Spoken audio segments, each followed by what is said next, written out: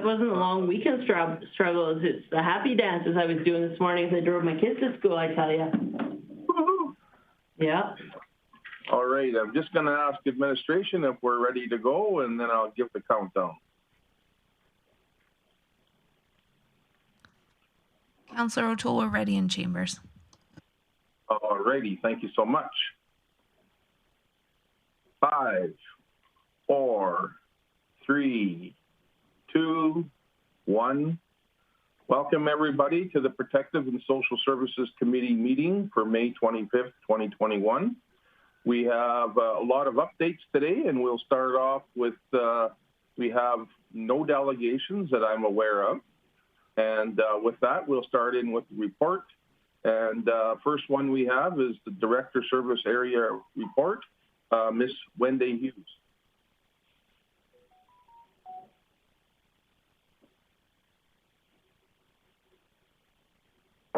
Yes, good morning. Thank you, Councillor O'Toole. We actually have Director Emmanuel joining us for the Director's Report this morning. We're just waiting. Yeah, we're just waiting for him to join us online.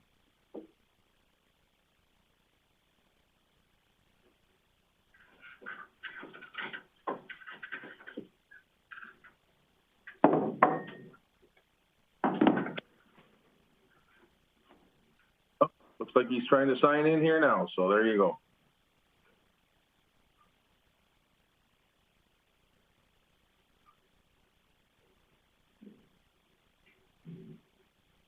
Good morning, Mr. Manuel.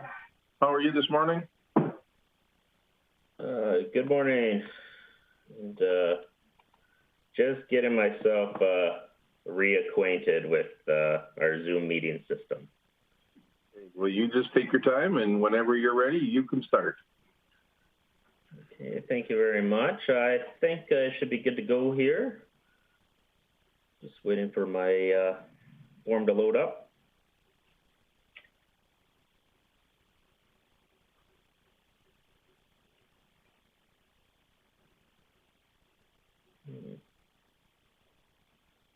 Okay. Okay, well, we have quarterly updates this morning, so by way of director's updates, I'm not going to bother touching on the departments that are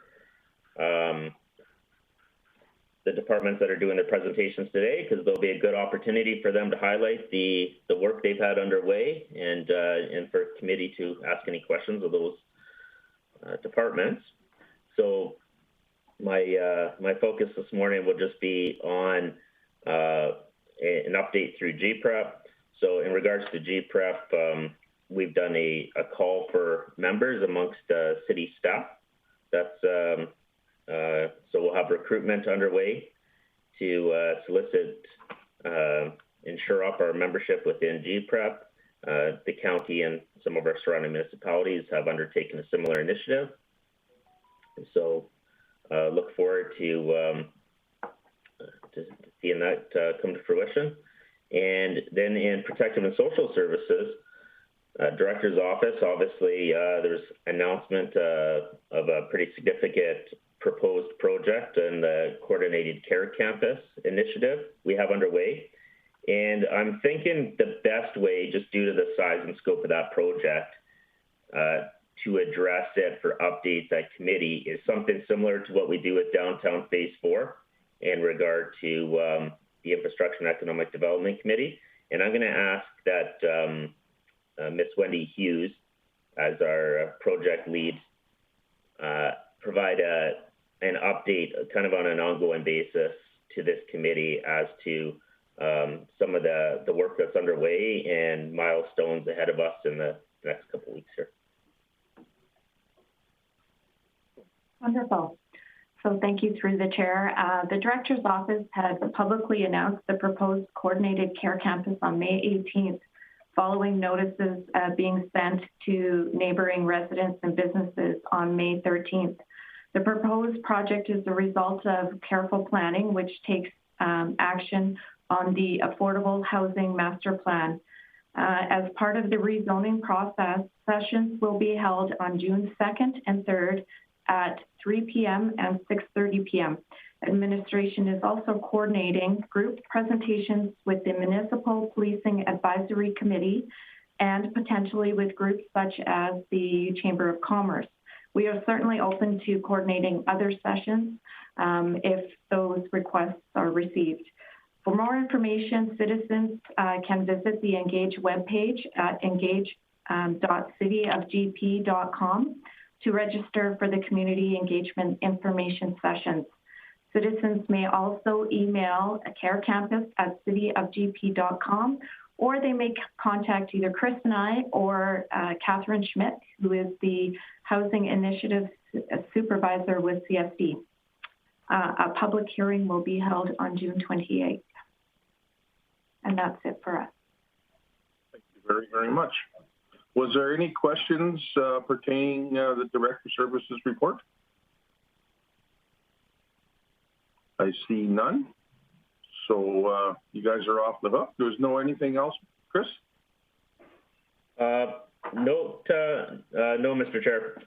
I believe we have a pretty thorough Q1 update coming from our various department heads, and look forward to the discussion there. All right. Thank you very much for being here today. So the next report is the Community Social Development. Sorry, Chair O'Toole, I hand up for a question. Okay, go ahead. Thanks. Director Manuel, can you, or Ms. Hughes, can you tell me how the consultation process has been going so far? Do you have any idea on the numbers of people that have got onto the engage.cityofgp.com, as well as I know there's some community outreach. Can you tell me the sort of numbers that you've been reaching and what it's looking like in regards to the volume of communication? So I'll start by premising that I've been away the past week, so I'm going to defer to Ms. Hughes as to what she's experienced. But I can say that there is a great deal of one-on-one meetings scheduled between myself, Ms. Hughes, and various stakeholders related to this project that will be occurring over the next couple weeks specifically. But Ms. Hughes will have details as to what occurred last week. Yes, thank you, through the chair. Certainly, we've had substantial, feedback from the community members, but as well some positive feedback from organizations throughout the community. We also have kind of did one-on-ones with those businesses within the community. We do plan on doing some more engagement throughout the week. We also have 2 of our sessions that are almost booked. So definitely we've had some engagement there. We're also willing to open up the floor to further engagement if necessary, if those engagement sessions are fully booked. So we're willing to do that as well. Great, thank you for that. Through the chair, we'll try to populate any specific numbers that you're looking for, like you had mentioned, visits to the engagement site and so on. We'll try to substantiate that. Sure, and if I may, Chair O'Toole, can you tell me as well, as much for our information as well as it is for the public information, when does council expect to have a more full conversation with operational questions, opportunities for questions on logistics of, the facility, what will do, what it won't do, operational, finances, et cetera? Like when will council expect to have that deep dive into those types of questions? So the key milestone date is June 28th, I believe it is. That being said, there may be an opportunity to come to the committee ahead of that on June 15th with some of those more operational specific questions. Okay, and that would include the finances as well. What the hard costs of the operations side of the facility. So there's some discussion occurring around the finance piece. So at this point, council doesn't have the conditional offer to purchase details in front of them, and that's just consistent with regular city process. in that we usually don't provide that until we get to a stage of where council is going to be asked to ratify the purchase. And part of the rationale there is there's a rezoning process that council's the development authority on in regard to this. So some of it has to do with sequencing and timelines related to the rezoning process as well. Okay. So we're still working out some specifics there. Perfect. And if I can, Chair O'Toole, just one more. Go ahead. Thank you. So the public can expect to see the conversation through the consultation process, the information that you're receiving. The public can expect to see that by the end of June? Yeah, you know, all available descriptions related to kind of financials, operation models, capital improvements, all of that would be publicly available and discussed prior to the end of June. Great, thank you for that. Before you leave, I've got one more. Councillor Friesen would like to ask some questions. Thank you, Chair O'Toole. Director Manuel, of the one-on-one meetings that are being held in the upcoming weeks, can you just give a sense of what stakeholders are populating those meetings? So is it residents? Is it agencies and organizations? Is it businesses?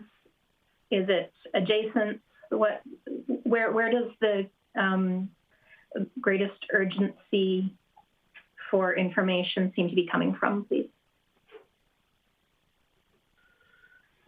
So for the meetings that I'm attending specifically, it's adjacent businesses is the primary focus. Now, as Ms. Hughes indicated, if there's any party that wants more detailed information outside of what we're offering with our general community consultation and public open houses, we're certainly willing to provide that with interested parties, or depending on what their interest is in the project, direct them to where they can find further information regarding what we have proposed. But as has been indicated, we have a team of people that are more than willing to discuss what we intend to do. Obviously, it's hard to encapsulate a significant project like this in a 2-3 paragraph media release. And just thank you through the chair. Just to add to that, we have received 27 emails to date and have responded in a team approach to those emails. And we have redirected and encouraged those community members to visit the Engage webpage and as well register for the information sessions. The information sessions are now June 2nd at 3 o'clock. There's 30 people registered. For the 6:30 session, we have 35, which is now full for that particular session. And for June 3rd at 3 p.m., we have 7 people registered, and at 6:30, 11 people registered. So certainly they are responding as we encourage them. Thank you, Ms. Hughes. And of those emails that you're getting, is what is the sort of the stakeholder representation there? Mainly those are community members and residents. Thank you. All right. Thank you very much. I see no one else has their hand up or in queue, so thank you very much. And we'll start off again with the Community Social Development Q1 update. Ms. Angela Sutherland, please. Good morning, Angela. Hi. Good morning, everyone. So some of the key highlights from Community Social Development for Q1.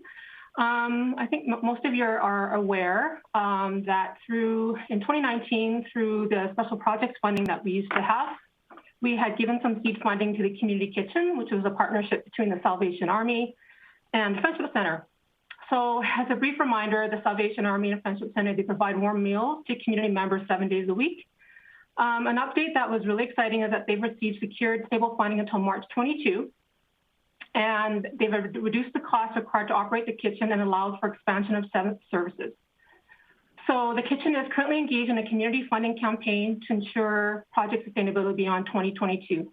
So that's something that's really excited, that I feel that, you know, with part of what CSD was able to provide them with the seed funding from FCSS has given them this program that I think is well needed in the community and is currently operating at a level where they can sustain it until at least 2022.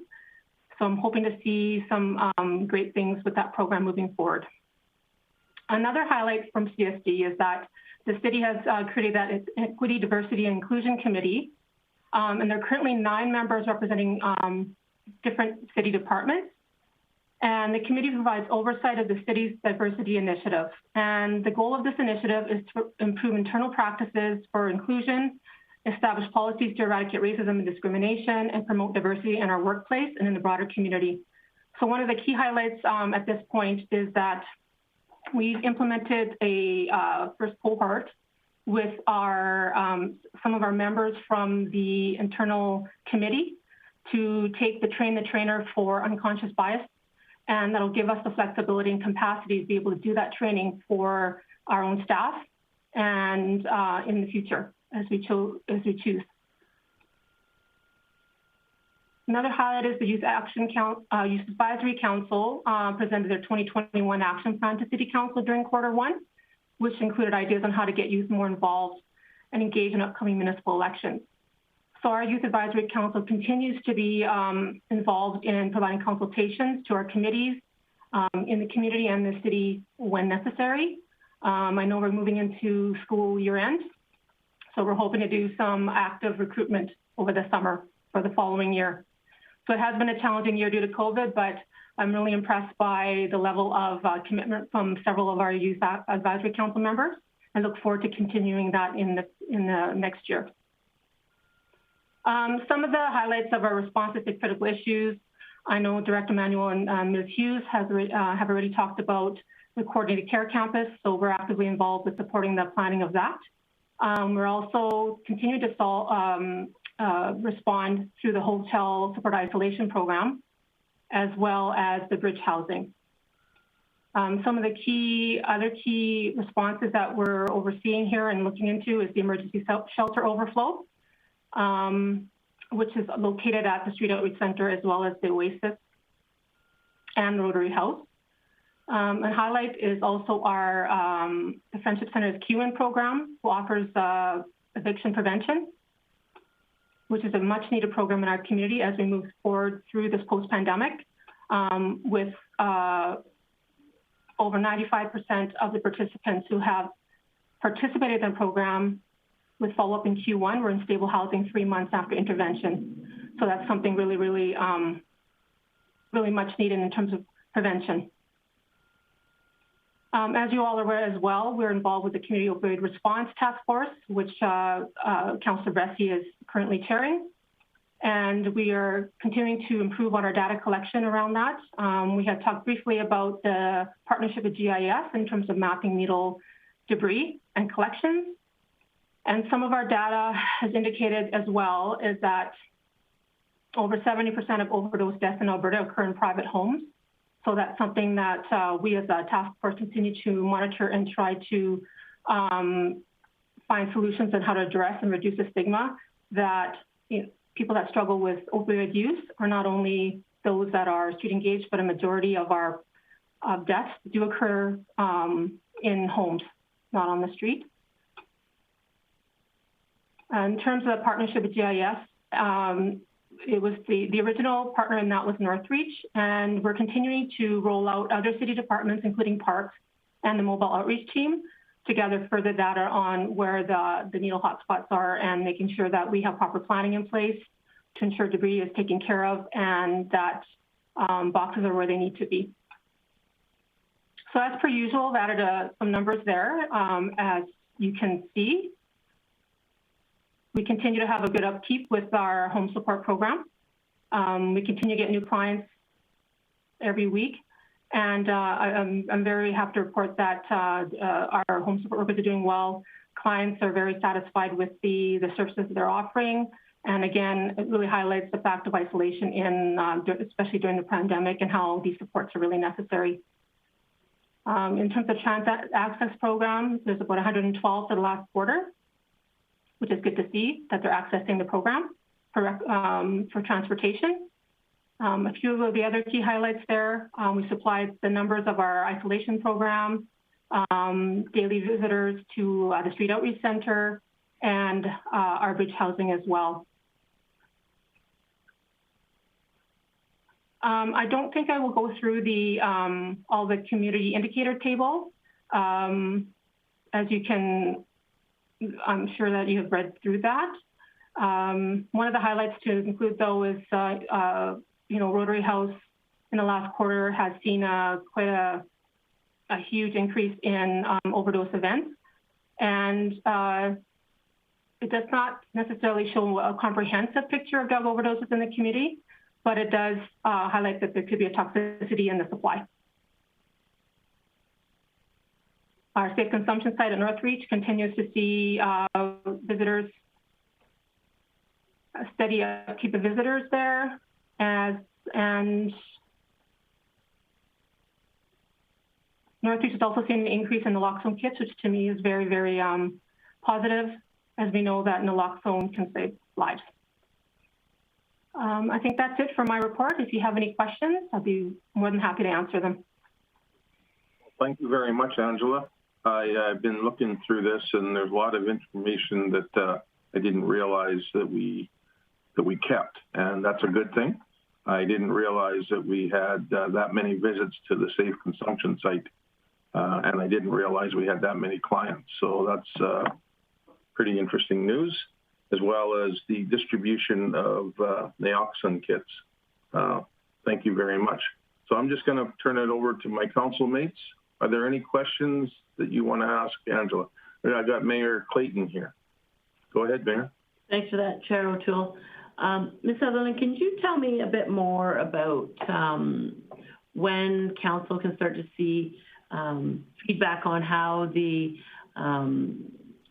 opioid task force in regards to the installation of needle collection sites? So working with GIS, you found sites where needle debris is. Then people can now, I'm assuming through Q2, apply to have those collection bins put in their areas, and through GIS, we're seeing where these collection bins are required. I'm assuming the installation will be fairly quickly, so we should be able to see data from that as soon as the sort of collection sites are installed, and make sure that this is being successful. Or when can we expect to see feedback on how that program's working? Through the chair. There have been a variety of various boxes already in the community that Northreach is responsible for. But what we could do through that is we continue, once we continue to have mapping through the community, we can certainly look at what I'd like to see is where the boxes currently are, and if they are if they're in the right place, and if there aren't, if there are opportunities to be able to put other boxes in some key hotspot areas. We can certainly bring back a report in the next quarter to highlight what the findings have been through mobile outreach team, as well as parks, because they also see needles as well, to give you more information on where we're at with that planning, if that makes sense. Sure, yeah, I guess, so we've already done the first round of sort of digital mapping with GIS, correct? And so we know some of the hotspots currently. Yes, we know the activity, through the chair, we know the activity on where Northreach is the first partner in this collaboration. So wherever they go and do their sweeps, they do real-time numbers of where the needles are. So yes, we do have that data. As we introduce where parks and mobile outreach team find theirs, we'll continue to have more data. And then we currently have in the mapping system where the boxes are currently, and then will give us a better idea of where perhaps the opportunities are to put more or move them around if possible. Okay, so how long before we are proactive and put boxes in the right places? I mean, if we already start to see data, when are we going to install the boxes? Through the chair, that's a very good question, Mayor Clayton. I think that's something we can look at implementing, and I think we could see something we could present by the next quarter. Perfect, thank you. And then I just had one other question, if I can, Chair O'Toole. Absolutely, go ahead. In regards to the 70% of overdoses in Alberta happening in private homes, are we working with the provincial government, or is there any organizations out there that are supporting us in regards to that message? I don't know if the average person realizes how extensive that is. Through the chair, another great question. We are currently through the task force. This is exactly what we're talking about in terms of addressing where the hidden population is. So locally, our task is very well of that. And on that task force, there sits various partners that also sit on some provincial tables. In addition to that, we are also, as a part of an intermunicipal opioid response committee.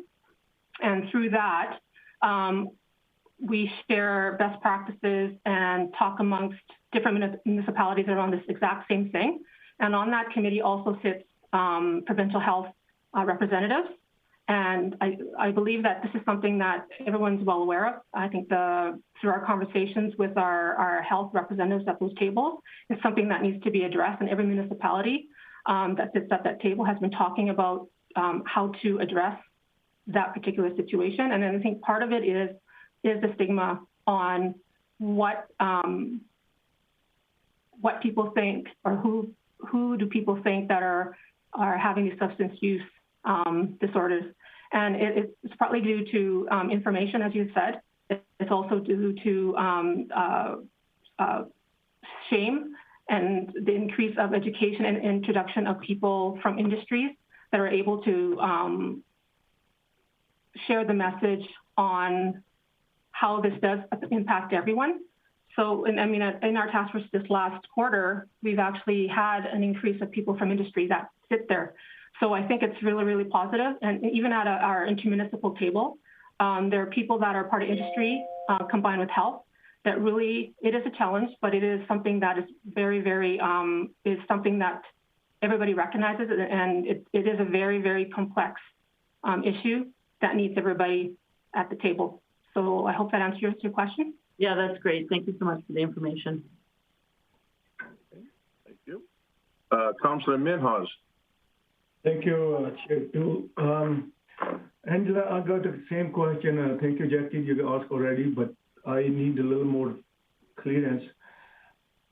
What I see the most problem we get private house death because of our hospital or doctor, they don't care. I would, maybe I'm a little too far, but they go to the hospital to do something, then they let them go, and then they go die. Because I know the two people last year, the kid, they died there, about 18 and 22-year-old. Are we doing anything with talking to the hospital or talking to the AHS, see if they can improve that part? Because they should keep them there. When they ask to leave, they let them go. That's what happened to those people.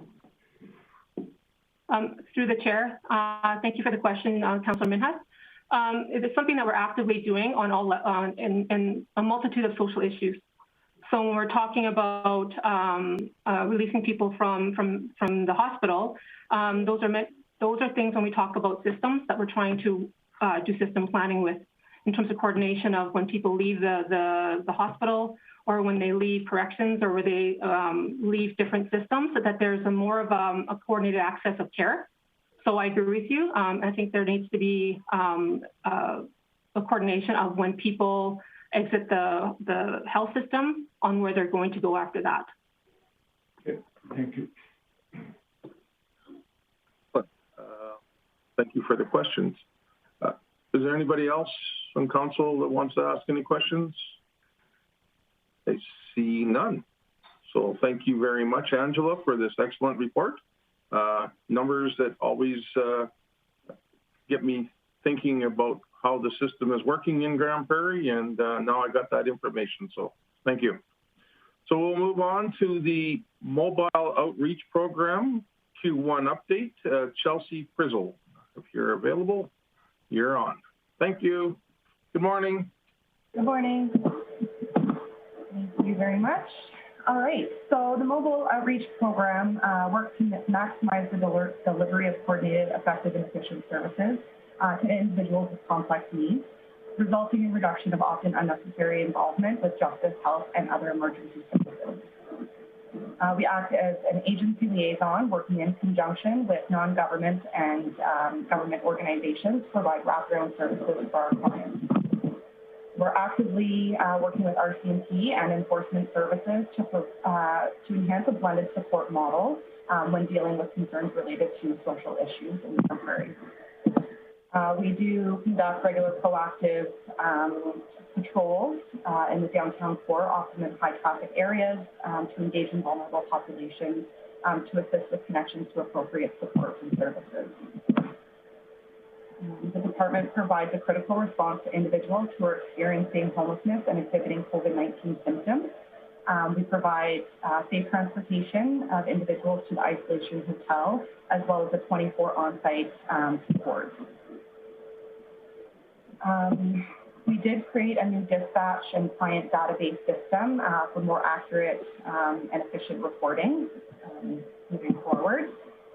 We were also awarded a grant which will be used towards a vehicle for our fleet to assist in daily operations, so responding to calls for services, assisting with client appointments, and transportation to their home communities and natural support.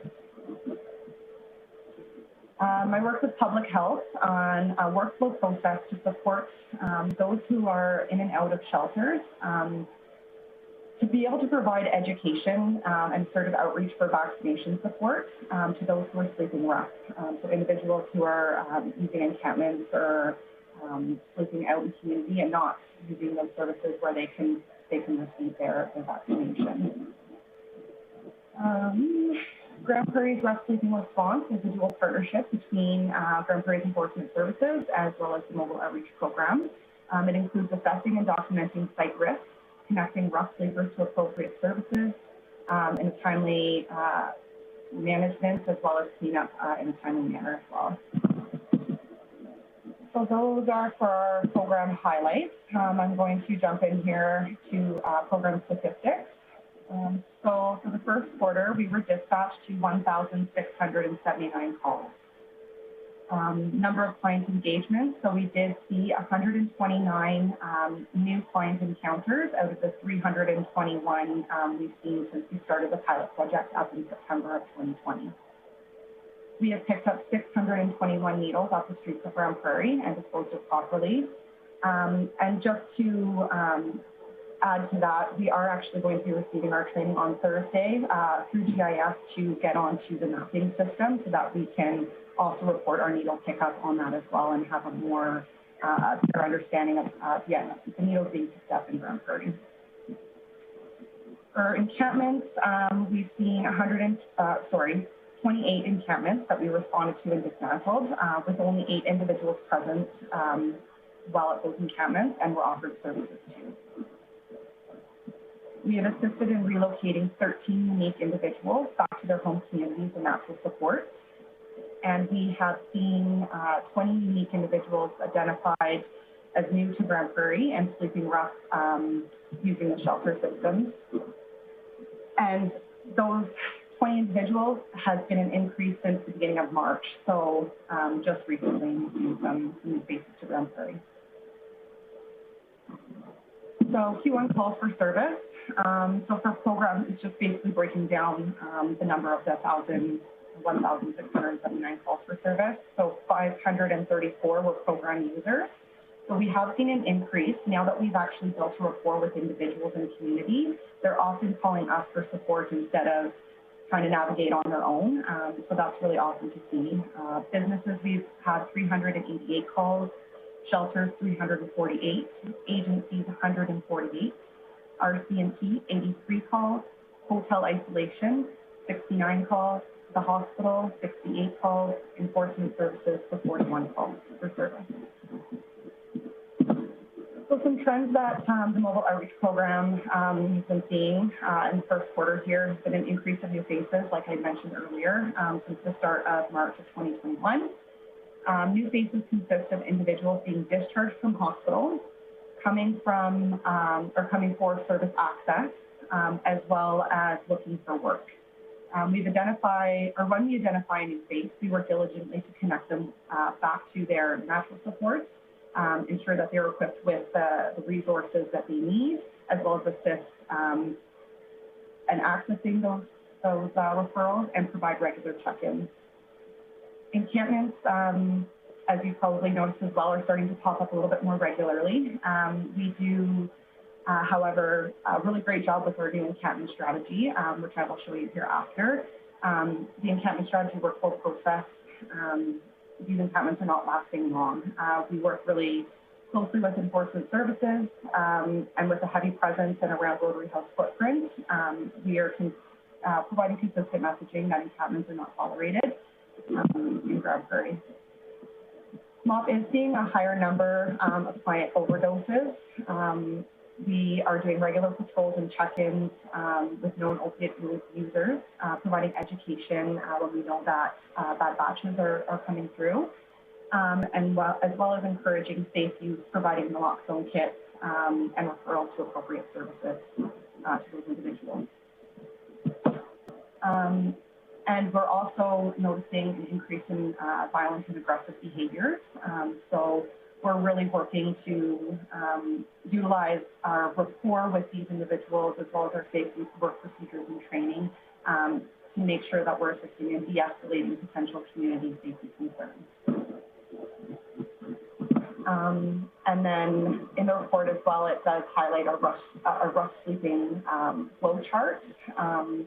So what you can do when you see an encampment in the community, you can either call MOP or enforcement services, and then we take it over from there. And that is it for our Q1 report. Thank you. Thank you very, very much. I just wanted to make one comment. Earlier this year, it was about minus 30 outside, and I came across a lady that had street clothes that you'd be wearing today. I was quite concerned with her safety. So I phoned the dispatch, and you guys were really busy.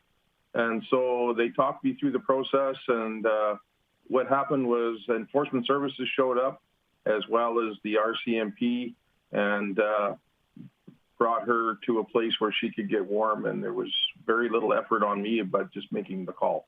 So thank you for your department and all those that work with you. Was there any other questions that, okay, I got Councillor Eunice Friesen and Councillor Clayton next, and Councillor Christensen. So go ahead, Eunice. Thank you. Ms. Frizzell, thank you for this presentation. My question is about calls for service.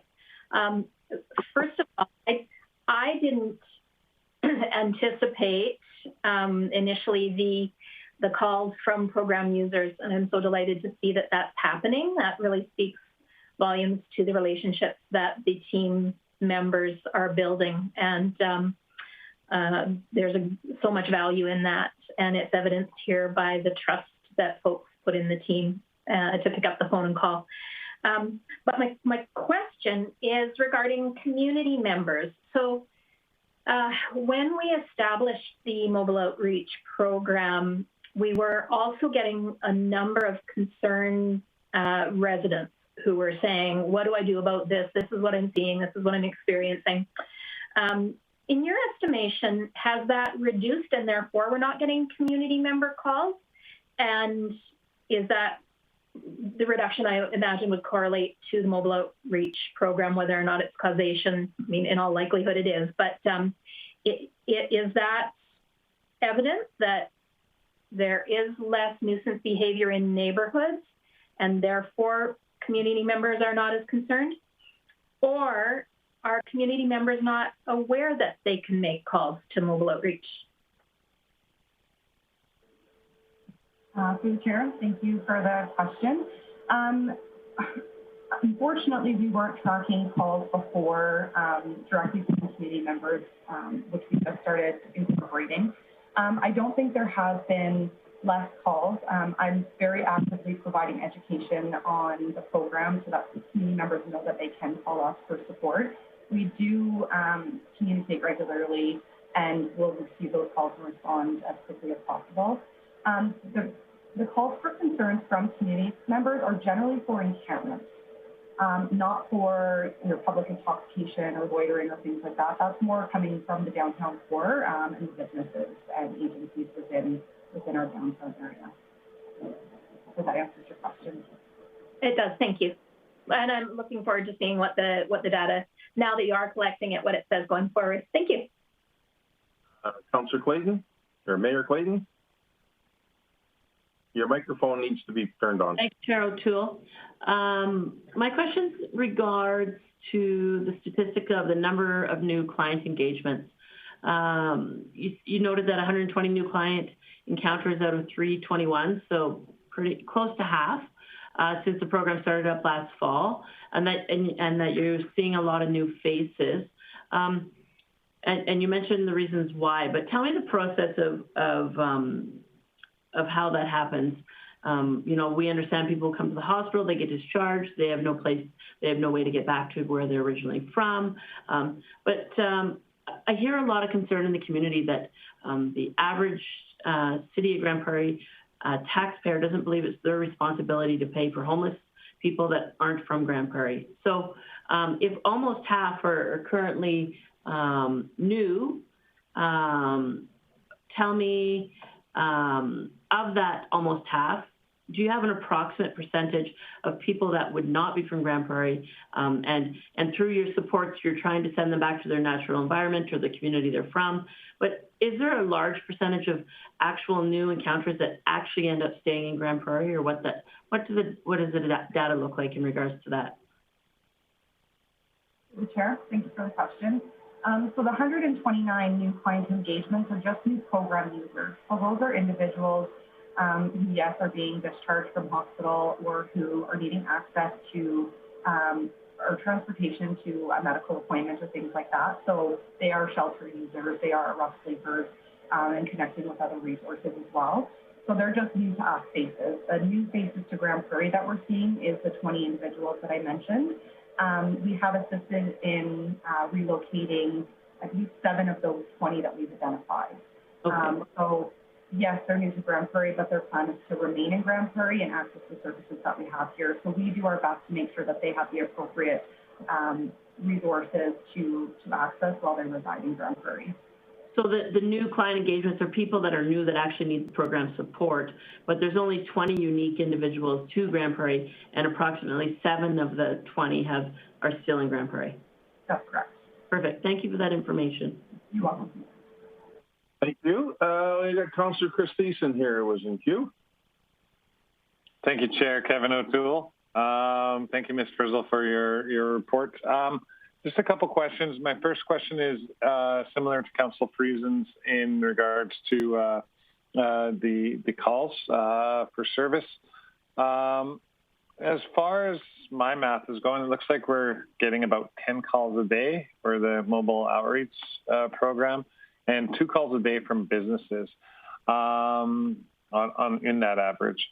So I guess my question for you is do we know what the majority of these calls for service are? I've heard encampments and needles and stuff like that, but is there a general majority for the reason of the calls? Is it, public intoxication or whatnot? Do you have those stats at all?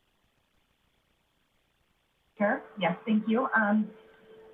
The majority of calls we are receiving are for loitering and public intoxication. We are seeing, again, an increase in those calls for encampments.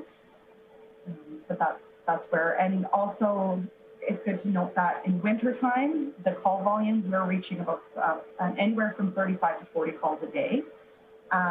And then in summer, it does talking as much and getting to where they need to be. But that's where our proactive engagements really come in play there, and we can still assist in moving people along or connecting to the appropriate resources. Awesome. Thanks for that answer. My other question that I have is in regards to overdose calls. So in your report, mentioned that we hand out naloxone kits as needed and referrals to appropriate services. But has our MOP team had to respond to and react to an overdose happening on the scene before emergency services arrive? Yes, through the chair. We have responded to only 2 overdoses. We've been present, but not the one providing the care. We often get information from clients that, you know, oh, hey, I overdosed last night, or hey, I overdosed today. So we're kind of asking questions around that, like, why is this happening? Do you need support in that area so this isn't continuing, and making sure that they have naloxone kits that they're using with somebody and not alone, as well as, and if they are going to use alone, make sure somebody knows kind of where you are when you're going to use them. Okay, no, thank you for that. And just a quick follow-up, it's probably a dumb question, but I just wanted to be better safe than sorry. All of the members of our MOP team have naloxone training? Yes, of course. We all do have our certificates for naloxone training. Awesome, thank you.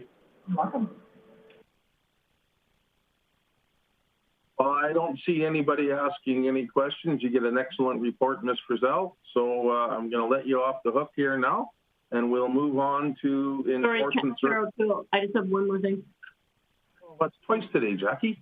Well, go ahead. Yeah, gotta look at everybody. I just wanted to make a comment, Ms. Frizzell. As a downtown business owner, I know my staff has had to call MOP twice. And I know on both occasions that your team was extremely helpful and extremely responsive. So I just wanted to give kudos to you and your team for the work that you're doing in our community. Thank you very much. Thank you. And you're correct, they are doing an excellent job. Enforcement Services Q1 update, Mr. Kelly Kokish. Go ahead, sir. Welcome. Good morning. Thank you, Mr. Chair. Good morning, everybody. Hope you had a great long weekend. Enforcement Services, we've had a busy Q1, and I'll give you a few highlights and some stats on what we've been doing. The highlights, our vehicle for hire bylaw, C-1394, was fine-tuned and is up and running with the city. Thank you very much for everybody who put in so much time to review that bylaw and all the processes and questions, and thank you very much for getting that up and running. It's a very good piece of legislation. We now have fine-tuned the website. It's now updated. You go to Enforcement Services, and under the Q there is Vehicle for Hire bylaw. If you have any questions or anybody comes to you with questions, please point them towards that. It's a pretty robust link there that should answer most questions. If not, we can certainly help them with that. Enforcement Services continues to liaise with mobile outreach and community social development, Rotary House, St. Lawrence Center. I believe this spring is probably the most successful year we've had since I've been here in helping our homeless population and the optics of our city and what those footprints really look like. Right here at the beginning of June, we'll be implementing our full-time bike unit. We got 4 officers. We'll have 2 officers on full-time every day that we can. Hopefully every day this summer. You'll see them out at all our special events, parades, anything going on, you'll see them in the parks. And really one of their biggest drivers or priorities is to engage the homeless people and also downtown core and that footprint, and to help reduce the impact of the citizens and also point those people towards services in the MOP team. We were really successful last year with that model, so we hope that it really continues again this year. Enforcement Services is moving ahead with the Administrative Penalty Information System, APIS. That's going to be up and running. They got it earmarked for December this year. So we're very aggressive in getting our modems in our vehicles up to date, getting some printers installed in those vehicles so that we can be live with the provincial system and APIS. That's going to be an exciting move forward for the province and for us as well. Some of the stats I can go through as well. Automated traffic enforcement, there's some numbers there from Q1, from 2019, 20, and 21. I can say the numbers really differ because I can explain, I remember 2019, we had a significant weather event that spring, and that really does have an impact on traffic enforcement. We had over 20 centimeters of snow for 2 months there. We're still shoveling ourselves out. I might have still had snow this time of year in 2019 on our lawns. So this year was exceptionally dry, clear roads, so our numbers just reflect that. Our numbers are up, but we still have reduced hours of deployment. due to COVID complications with our contracting partner, school closures, and other things that are going on. We have less speed overall this year. The vehicle per hour violation ratios are lower than previous years, but they are still meeting and exceeding their marked deployment hours as well. The contract stipulates a certain percentage, but they are right around the 55% or more of marked deployments in their enforcement. Our calls for service are up this year in Q1, a solid 500 calls for service. We're really experiencing more trespassing events, parking, and animal calls. I believe we are engaging downtown and the community a lot more, so we're receiving trespassing calls and addressing those as best we can, for sure. But in previous years, we also had left that authority up to the Rcmp to deal with trespassing calls. We've kind of taken that on to help them out, and I believe we've been successful in resolving most, if not all, those events. Commercial vehicle inspections, they're low in Q1 because we usually kick them off in quarter 2 and 3, as reflected in those stats. Weather's a little better, and we got our direction going for this year, so we'll be doing that this next quarter. Parking offenses.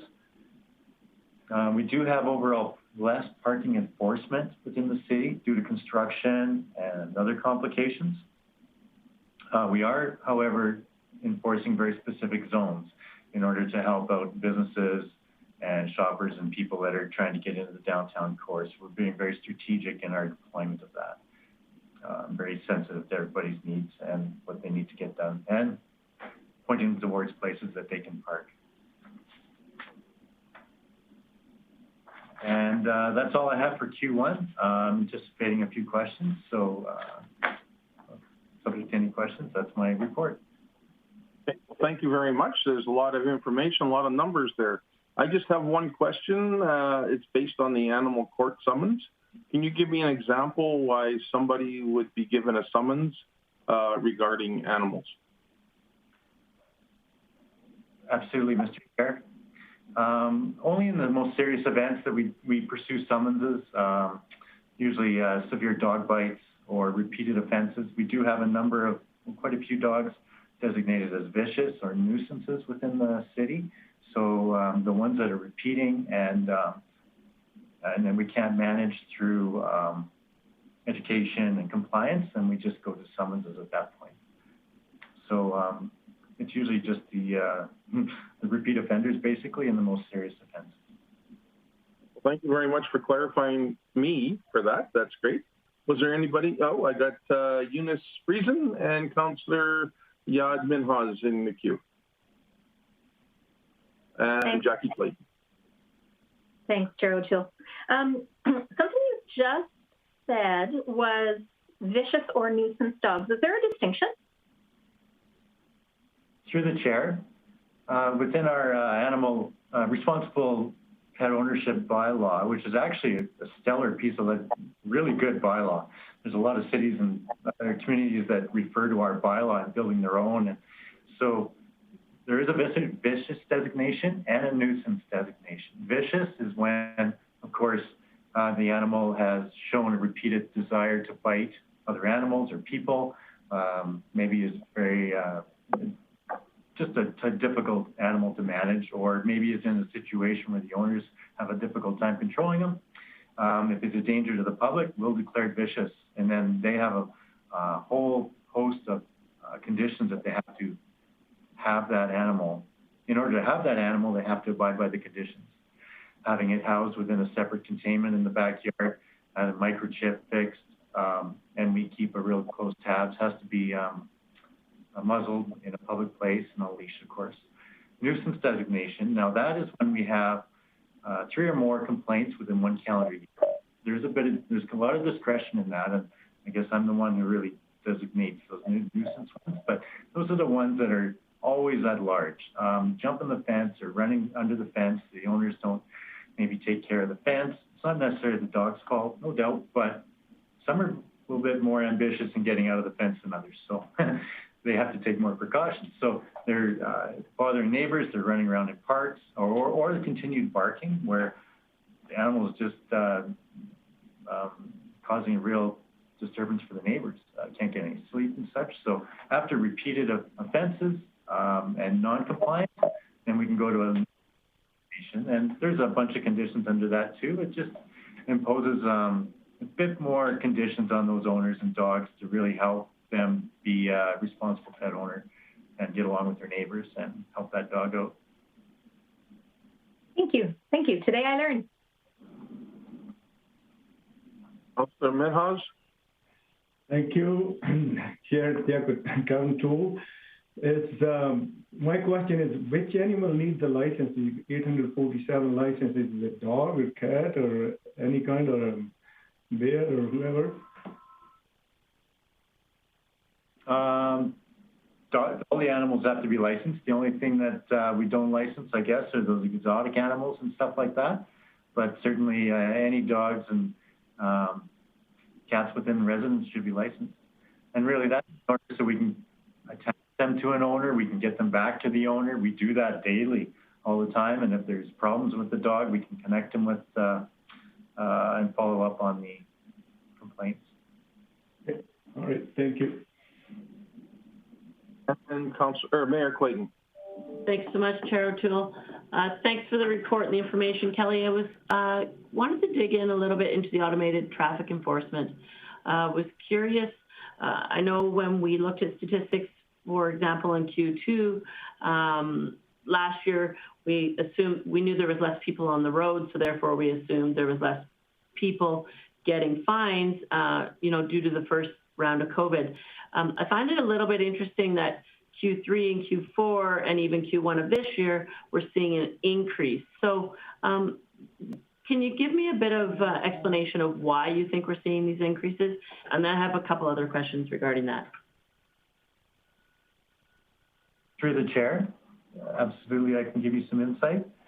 Well, I believe we see those, well, as I stated before, 2019 was certainly an icy, wintry spring, and that has a big impact on it. Last year we had COVID, which definitely we had a reduced number of hours of deployment right across the board. This year we have clear that tends to bring on more speeds and easier driving. The other thing we have is that intersection devices. We had some technology issues over the last year with our intersection devices where some of them actually weren't issuing tickets. So the contractor had to resolve those issues. So all the machines, all 5 are up and running now. So that would also bolster those numbers a little bit too. Other than that, I don't have any other explanations as to why it's really that high. Okay, and so if I may, Chair O'Toole, can you tell me then, when does council, remind me when committee and council sees a deeper dive into the results of the traffic enforcement? You know, we've seen over the years the reduction of intersection collisions. We've seen sort of a deeper breakdown. I know it's annually. I just can't remember when we usually see a deeper dive into the information of the ATE. Through the chair. Actually, we're going through that process right now with the Rcmp and Global to review every intersection that we have in town and review those statistics on accidents and speed and all the requirements in order to have those. Following that, we can certainly have a more deeper dive into what our plan is this year and next year with Global and our automated traffic. We have seen quite a shift in intersections from our top 10 injury accident prone intersections. For instance, on 100th Street, say 116th or 132nd and 100th Street used to be one of our top 5 for sure. Maybe is no longer one of our top 5, but 3 of the intersections south of that location are now top 10. So we're undergoing that study right now and constantly doing that. We actually have Global doing some intersection studies for us even within the construction zones here. We can obviously sit down and give you those in more in-depth numbers soon. Yeah, and I guess where I'm going with this is, personally, I support traffic enforcement if it has a result of increasing safety in our community, and we've seen statistics over the years of, you know, a reduction in intersection collisions, et cetera, like hard actual data that shows that we are creating a safer community through this. But I'm hearing more and more about, like you say, intersections, red light cameras, intersections that maybe don't have a high collision rate. And so I think council's intent was always to create a safer community, and I'd like to see the results that we're actually doing that. So I was just curious when we might see that. But thank you. Thank you. I think I have Councillor Christieson in queue. Thank you, Chair Kevin O'Toole. Thanks for the report, Kelly. Really appreciate it. Just a couple questions. One's a pretty small one, but I was just looking for a little more clarity on animal offenses. In the Q1, it appears that our animal offenses have more than doubled, and it hit a high part that I guess we saw in Q3 of last year. But what are those animal offenses? Are those nuisance offenses that you were talking about earlier? Or? Through the chair, I actually just had a talk with my one supervisor regarding that just before this meeting, and we have noticed this Q1 that there is a lot of animal offenses. We're going to lots of unlawful at-large calls for sure, and we have actually experienced a number of dog bites, lots of them this spring. So I think it's, I know the animal licensing doesn't reflect, we've had a huge increase in animal ownership, but I know there has been. So that was one of my drives here this next quarter, is to actually encourage people to license animals and try to get a read on how many animals we do have in the city. But most of them are at-larges, and most of them, and dog bites. It's really what's driving those numbers. Okay, no, appreciate that clarity. My other question is around provincial offenses. So I know that we work in tandem with the Sheriff's Department of the provincial wing of enforcement. But in Q1, we had 1984 in 2020, and in Q1, we had 1324 here. But through Q2, 3, and 4, those numbers dropped dramatically. I can assume Q2 was due to lockdowns last year, but still like almost 500 in both quarters of a decrease compared to our Q1 of 2021. Is there a reason for that sharp rise in the first quarter of 2020 and 2021?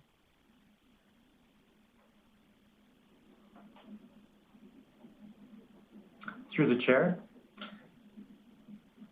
Just so I understand your question, Councillor, the sharp rise like in previous years for the provincial offenses, or? No, just between quarters. So Q2 provincial offenses is 114 in 2020, then 891 in Q3 and 990 in Q4. And then it jumps right up to 1324, which is still lower than Q1 for 2020, but those are thousands, those are numbers in the thousands. So I was just wondering why the sharp increase in our first quarter compared to the previous 3 quarters. Like, I guess the bread of the sandwich is what I'm talking about here. Through the chair. Thank you, Councillor Thiessen. Basically, we've got our officers out there writing tickets. It's been nice, and traffic has been flowing very regularly. So we've had dedicated traffic members on each watch that coordinate traffic operations. So we'll do distracted driving operations, seatbelt operations, and speed, notably in our school zones when they are in operation. So we're just trying to kick it off and go like, let's get a good read of how many numbers we do have out there. That being said, they haven't had the same numbers. Our most senior officers certainly aren't seeing the numbers that we have experienced in previous years and quarters. Last year was certainly an anomaly where we weren't out there and we're only enforcing the most serious things or engaging people, and certainly not addressing maybe multiple offenses within the same stops, if that makes sense. So being very strategic in our enforcement. So this spring, we felt it's just time to get back out there and see what is going on with our motoring public. And that's why we have kind of numbered back to a normal number there. Okay, yeah, and actually the only reason why I asked is I thought maybe there was a directive like, hey, it's, you know, you hear it in the community, like it's a ticket drive, you know, and it looked like Q1, like we're on the street, we're catching people, distracted driving or otherwise, and then maybe Q2, 3, and 4. I know there's a bit of an anomaly, but the Q3 and 4 numbers are still significantly lower, even though, but they didn't cross the 1,000 barrier. So, yeah, I was just curious as to if that's just when we send our guys out to go and ticket and research or what. But no, you answered my question. Thank you. Very much for the question. Mayor Clayton. Thanks so much, Chair O'Toole. I was hoping maybe I could get some support for committee. I'm looking for more information on this ATE data. I think that, as I mentioned, when council last term put this program in place, it was to see results that really proved that out of AT, we're getting a safer community. And I think overall we are. I am hearing on a more regular basis and do believe that sometimes some of the locations that the units may be are not necessarily creating a safer community. And regardless, I may be incorrect about that. And if I am, great, because overall we all want a safer community. So I'm just going to put forward a motion. I'm hoping committee will support me, but I'm asking that committee can receive an update on the AT program for plans for the 2021 and 2022 season.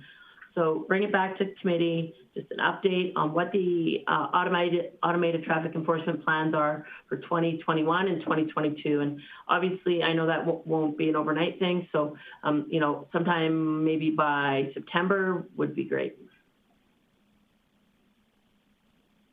Good. So there is a motion presented. Was there any questions particular to that motion at this time? I see none. So with that, I will call the vote and go ahead and vote now.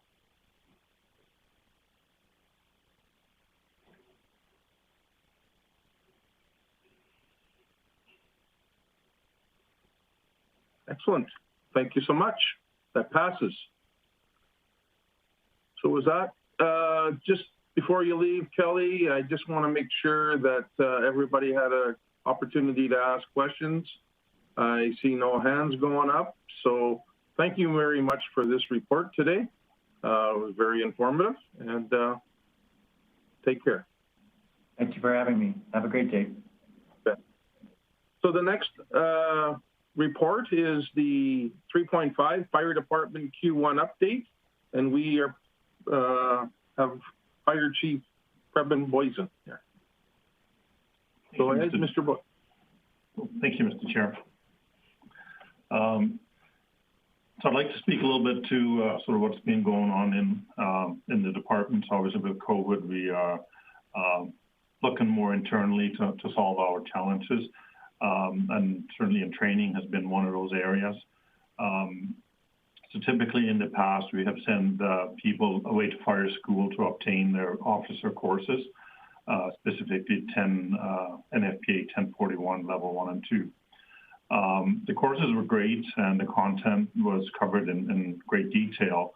The problem was that sometimes the specific examples did not really apply to how we do things in the city of Grande Prairie.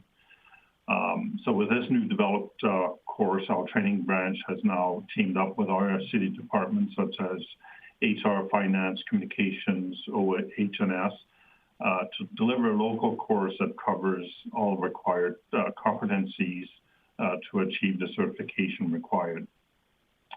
The correct content is delivered to our officers, and we save money on travel and hotels. Unfortunately, we've not been able to deliver these courses due to COVID, but we now have experience in how to cancel courses several times, as a matter of fact. But we are very hopeful that we'll be able to deliver the courses later this year. I'd also like to draw the attention to our celebration of our awards committee findings. So we selected a firefighter of the year, Ryan Ulrich, and the dispatcher of the year, Elena, for 2020. So Ryan is an 18-year veteran with our service, and he's holding the rank of lieutenant.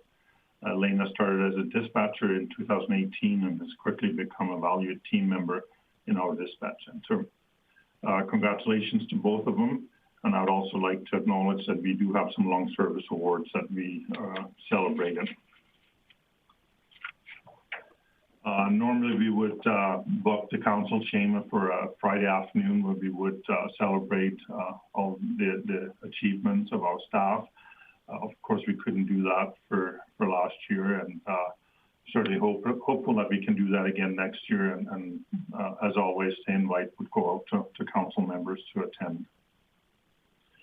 Beyond that, fire administration continues to support our city departments during COVID where we can be of assistance.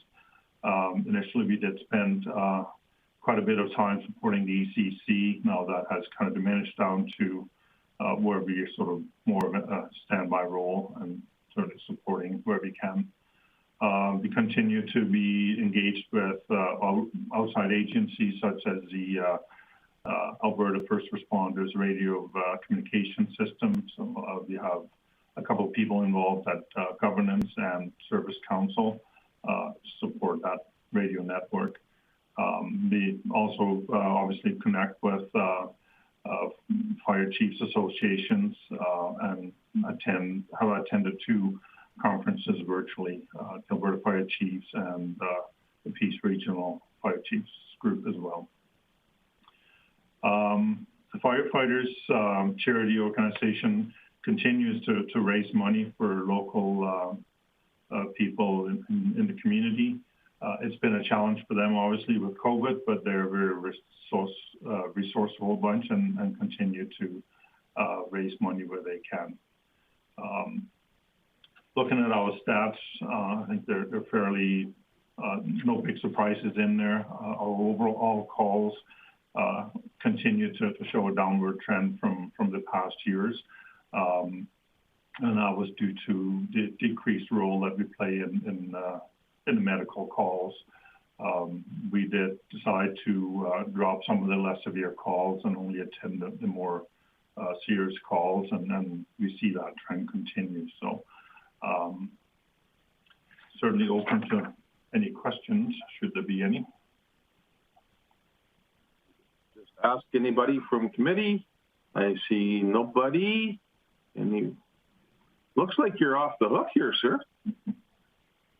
Good report. Thank you very much. And was there anything else? Fire Chief? No, that's all I have. So thank you so much. Thank you. I guess the next one up is the Rcmp Q1 update, and we're presentation here. Good morning, everyone. Mr. Chair, thank you for the opportunity. Madam Mayor, councillors, all my other colleagues. You'll have to forgive the video on this. My setup is not working as well as I had hoped this morning. I will say we were talking about charities there. If anybody can find out who unplugged the wind machine this past weekend to give us such a nice weekend, I'm willing to start a GoFundMe page there so we can have a few more days like that. That was a gorgeous weekend we had. Absolutely, you're not wrong. I'm going to try my hand at technology here. I've got a couple of documents I'd like to share with you. The first one is the new formatting from Division. And can everybody see that? Yeah. So this new formatting that's coming out of at a provincial level to try to standardize all the information that's being shared to the communities. This is kind of our pilot, so it's for Q1. As we move forward, some of the data will be repopulated. So for the top parts of the pages of the document in human resources and financial O&M and crime stats, all of that will be populated by division. As we go down through the document, we will hit our community priorities. And the document you have currently is the end of year for last year, as far as our APP priorities, and those will change as we go forward with the new priorities that are coming forward. I do want to highlight something here because it's a little confusing for everyone. And if you look at the top of the document where it's talking of human resources, if you have it, if you don't, I'll just go through some of the numbers. There are what we call established positions. So we have position numbers for 110 positions here. The city currently funds 104 positions. Of those 110 positions, 2 are positions with alert, and then, so 2 of those 104 funded positions go to there. So the detachment only has 102 funded positions. Those are the positions under my control. This year, we have 96 people working. We have some on special leave, so it takes us up to 100. But what they call hard vacancies are positions numbers that don't have bodies in them. So it could be that the position's unfunded. It could be that the position is vacant, or it could be that the position has somebody on mat leave, family leave, off-duty sick because of an on-duty injury or something of that nature. So I did want to highlight that to you because the numbers may be a little confusing. Madam Mayor, would you have a question there first, or? Sure, if I could, Sarah O'Toole, if that's okay. Yep. Thanks. Thanks, Mr. Curry. A question in regards to that. So of the 104 that are actually, so the 102, let's say, does that include the county allocated RCMP members? No, ma'am. No. So as I indicated back when we were doing our APP planning, I have actually divided the city and county into 2 separate annual performance plans. So the data that you will receive on this document only pertains to the city. There's no data from the county. The county has a separate document, and it'll be the Rcmp provincial policing report for the county detachment. So all of the data on this document only pertains to the city. Including the detachment support? Yes. So as you know there, when you get down below there, those are solely the municipal employees because the city funds those positions. So any public service employees will not be reported on this report. Perfect. Thank you. You're welcome, ma'am. And then in general, I guess the kind of the trends you'll notice over the last year, probably I guess we can honestly say the last 15 months because of COVID and the restrictions and a number of factors are crime is actually on the decrease. So across the board, across the province, across both sides of this detachment there. So as we move forward, and then I'm going to kind of go forward, ma'am, is kind of a nice segue for me. We did have our annual performance planning back in March, and I did want to highlight 2 things to you that came out of that planning, if I may. So one of the areas in our discussions was that we wanted to be able to provide information to the community. So in April here, we released in conjunction with City Communications a newsletter, and we will still be providing the information for our major events, major drug interdictions, major events, that sort of thing. But we're trying to get information out to the communities that seem to be the topics of conversation for the communities, plus do some public awareness if we could.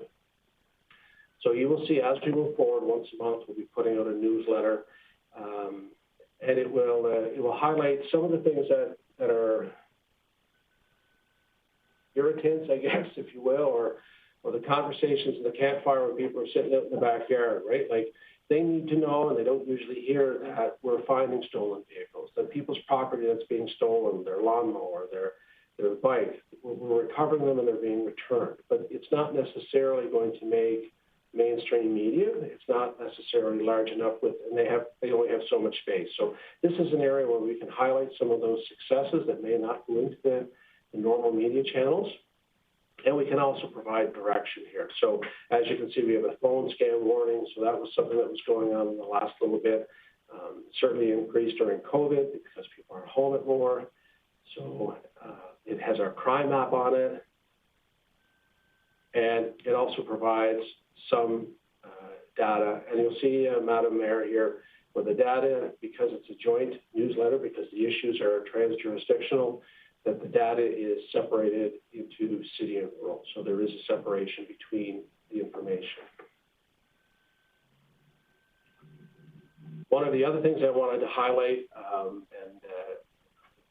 with Kelly and with Chelsea, is that we are starting our community initiative, community engagement initiative that's going to include utility train vehicles in the parks and joint patrols and foot patrols in the downtown core. So we actually started the UTV patrols. There will be some challenges, I'll be honest, going forward. We have to get more operators trained, and the current restrictions has delayed some of that. So we will be continuing with patrols with what we have, but our intention is to increase the number of operators. And then the other piece is the restrictions. So hopefully with the vaccines going out and our numbers going up, and our number of vaccines numbers going up and our cases going down, GP's down to 160 something now as opposed to over 500. So it's looking really good. Hopefully some of those restrictions can be lifted and we can get more of those joint patrols with Kelly's crew and with Chelsea's crew. And then the final piece I would like to put out there is I had the honor here last week of presenting 4 St. John Ambulance Silver Life Saving Awards.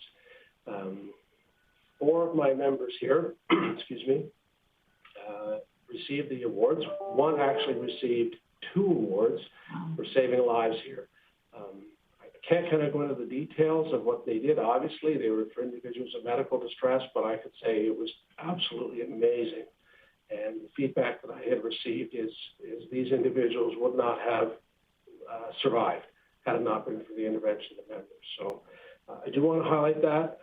I do want to highlight that there's a lot of good work being done here. We've got a great young crew, excuse me, and they're doing a great job for the city. So I'll take any questions now. Thank you. Just got one question. You just spoke of your members. What's the average length of time that the members have been in the force? Are we getting a lot of recruits? Do we have a good mixture of very experienced, and I'm going to say rookies? So I would say we still have a lot of young members here. We were very fortunate in the last year to get several experienced members. The reality, though, is that the demographics of the RCMP is young, and in Grande Prairie, it's quite young. We're talking about 3 years of service, 2.9 years of service here. Grande Prairie, because of the volume of calls, the nature of the calls, is an excellent place to send young members because they gain years' worth of experience in a very short time. They see everything, they do everything. And as an example of that, you've probably seen in the last week, maybe 10 days, there was 2 media releases on some pretty significant drug interdictions, and it was not done by the drug section. It was done by the members on the watch. So yes, they are younger in service, so there is some risk associated with that, but there is a tremendous amount of enthusiasm and a willingness to learn, and they give it their all. So we're seeing some excellent results because of that willingness to learn and then apply that knowledge. I want you to know that Chris Manuel reported that to us, and I was very proud of the RCMP members and we all are, that took that initiative to be proactive. So thank you from me and council for having such a proactive crew. Was there any questions? I got Councillor Friesen. and Councillor Thiessen. Go ahead, Eunice. Thank you, Chair O'Toole. I'm just wondering so with the reduction in crime that happening, that is apparent, what's that feel like in any given day for an RCMP member? Is that, is it noticeable? Are their file numbers decreasing? What does it feel like in the detachment to have that happen? That's a difficult question, Councillor. I guess it's kind of, because there's a couple of things on the go here. One is internally, structure-wise, we made some changes. We refocused the mandate of our general investigative section to focus more on local persons and high-profile crimes. We introduced the specialized investigative unit, and that unit then that deals with serious domestic violence and serious sexual violence. So that has taken some of the workload off of the members. The calls for service, as you've noted, have decreased, and then that then has left the opportunity for them to do some of the work that may have been more difficult to get done because of call volume. And I'll go back to that example of the 2 warrants that were done by the watch members. That's being done more often, which means more development for our younger members, greater quality of investigation, and it allows them to do some of the things that they may not have had the time to do before responding to calls, and it provides more opportunities for us to target not necessarily the users, but the people purveying, or purveying drugs, possession of stolen property, those types of things. So while the call volume may have gone down somewhat, the calls for service, it has created an opportunity that lets us be a little more targeted to the people who are causing the most disruption. That's fantastic. I think in almost any organization, I guess when there's some relief over here, it just makes room for more stuff to come in.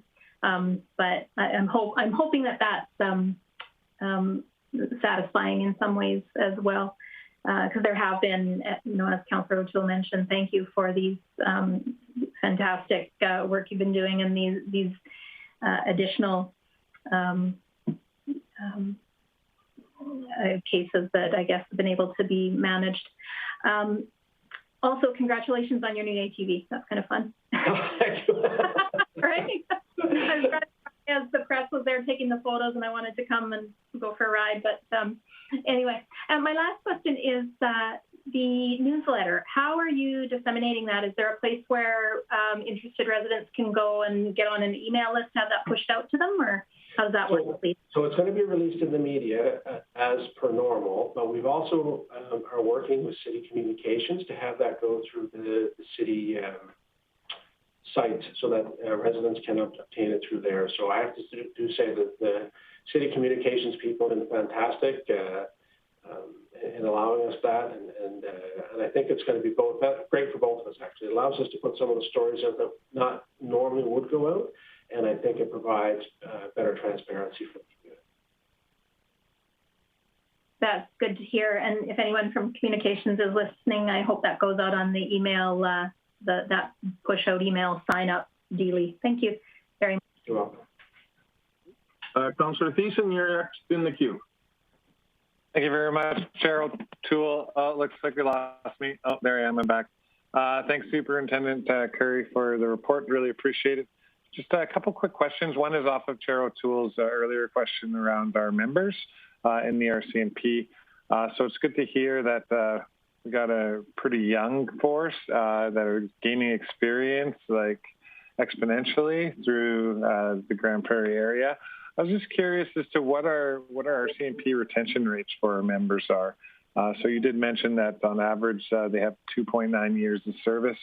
How many years on average would you wager, or do you know that we are able to keep our members before they transfer out or without transferring out? 3 years. We were able now to keep them for 3 years, and that's generally speaking, it's an organizational benchmark that you have to be 3 years in post before you can be considered for another post. So there was some concerns that there because of, I guess as I said before, the experience our members gain, these members are sought after for other positions. Not just, and when I say that 3.9 years of service, I'm speaking about the constables in general duty on the watch. I mean, obviously the number is a little higher in our general investigative section and our specialized investigative unit, but that's kind of generally where they are. And as I said, because of their experience, they're sought to go to other specialized units, other more difficult posts because they can bring the baggage to go there. But right now it's about 3 years, and that's consistent with the benchmark for the rest of the organization. Okay, so no, thank you for that answer. So, do we get a lot of requests for transfer after that 3-year posting's done, or do some people say, hey, you know, I really like Grande Prairie, I like the workload, I like the community, I want to stay and keep this as my post? 100%. There's a lot of members here that choose to stay 4, 5, 6, 7 years in the area, depending on what the opportunities are and where they are. So it's by no means a guarantee that you're not at 3 years, I guess, if that's the concern. There are some, it's kind of the nature of the organization. You're a bit of a hobo. You bounce around and you go, and it's a good lifestyle if you enjoy it. For those who want a little more stability, yes, there's a lot that, I mean, I really promote this area and this detachment. I'll just give you my 2 cents on it. From a family perspective, you've got great schools here. You've got great infrastructure for families. You have, your Costco, your movie theater. There's lots of amenities here for people. From a work perspective, as I said before, it's busy. There's no doubt about it. It's busy. But you can learn so much here. And one of the things for our organization is that you have to have competencies to advance your career, and this is the place to get them. So it's a great place for professional development. There's lots of opportunities within the detachment to gain experience in specialized sections or to promote up through the watch. You've got opportunities at district office. You've got opportunities at alert. So I really try to sell this area and this detachment because I think it's, from a professional perspective and a personal perspective, it's an excellent place to be. Yeah, I couldn't agree with you more. Hence, I guess maybe why we're all sitting in these chairs here. So just a quick answer. Would you hazard, if you were to hazard a guess, would our retention rates for our Rcmp members be higher than our recruitment rates? I'm not, so I don't think I can answer that question because I don't know. I guess it's a simple answer. I don't know how many, because when you're talking about that, I think you're talking more globally as far as retention rates, and then you're talking rank and in a broader geographic area, and I just wouldn't have access to that data. Okay. Yeah, and I guess just context to why I asked that question. If we're bringing in 10 to 15 new recruits every 2 years and we're losing 20 members who have hit their time to ask for a transfer, then I would say that our recruitment rates are higher than our retention rates. Yeah. That's just my math on that. I'm going to change the subject, if I'm allowed, Chair O'Toole. Go ahead. Thank you. Just in regards to the trends and the point of interest with the decrease in property crime, we've been discussing it at CAB, and our Director Manuel has alluded to it before. But is it a good assumption to make that the reason why property crimes may have gone down is that some of our harder hit populations who may engage in criminal activities and petty thefts or break and enters aren't inclined to do so as much at this time due to receiving CERB payments? I don't think I'm the best person to speak to motivation. If I was to make an anecdotal observation, my suspicion is that opportunity has decreased with more people at home because of the restrictions. I'm quite confident there's probably a multitude of issues, inputs that have resulted in that. And I think we'll probably see the numbers go up as we get back closer to a normal lifestyle as these restrictions go. I'm sure the numbers will go up. So But as far as specific motivations to those individuals or what the combination of all factors are, I don't think I couldn't put my thumb on just one of them. Okay, no, I really appreciate that, Superintendent Curry. Thanks for your perspective and your answers. Thank you, sir. I'm not going to let you off the hot seat quite yet. I just got a couple of questions. What is the caseload average for the officers here in town? I'd have to go back and get that. I don't have that at my fingertips, but I can certainly get that if you need it. No, that's fine. I just know that a few years ago, we had a significant caseload per member, and it was higher than the average for sure. And that's fine. I would suspect it probably still is, just because of the nature of the calls here. But I don't have the specific data. No problem. Don't worry about it. The other question is, we've got a lot of members. What is the number of female members that we have here? Do you have that number as well? No, but I could get it. So you'll have to forgive me here. For me, they're just my members, right? They're just,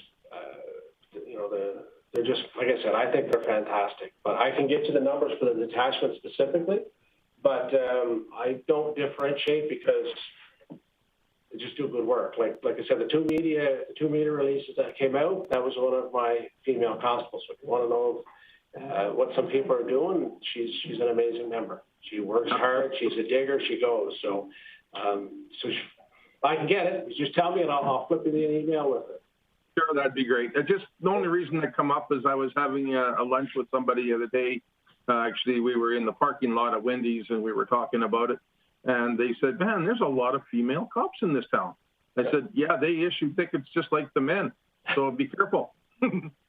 Anyhow, thank you very much for your presentation today and answering being in the hot seat. And I hope you get over the long weekend, because sometimes we're more tired on the Tuesday than we were on the Friday. So you take care, and we'll see you again. Thank you, sir. Thank you, Chair. Thank you, Mayor. With that, we had no correspondence. We had no other business. The bylaw policy review, we have nothing coming up now, and we have nothing in the outstanding items list. So with that, I will call the meeting adjourned. And I think the next meeting is corporate services, and we'll give them 10 minutes to get their stuff together. Yeah, we'll be back 10:45. Okay, thank you so much.